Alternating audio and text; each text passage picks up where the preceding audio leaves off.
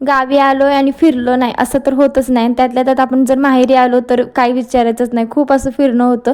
तर या रस्त्याला आहे ना कायम अशी गर्दी असते. इथं ग्रामदैवत भगवंत मंदिर म्हणून आहे, खूप प्रसिद्ध आहे. त्यानंतर घरी आलो, तर घरी आल्यानंतर आहे ना माझी आजी म्हणजे मम्मीची मावशी देखील आली होती. त्यामुळे ना सगळे असे एकत्र आले होते, खूप छान वाटत होतं. आता या माझ्या मामी आहेत, त्यांचं यूट्यूबर चॅनल आहे, मी खाली लिंक देते तर तुम्ही जाऊन नक्की बघू शकता. आता नातू घरी आलाय त्यामुळे आजोबाचं असं काही खेळवणं चालू होतं. त्यानंतर जेवण वगैरे झालं, छान अशा गप्पा मारल्या. आता सगळेजण एकत्र आलेत ना त्यामुळे खूप मस्त वाटत होतं आणि खूप दिवसांनी सगळे एकत्र आले होते.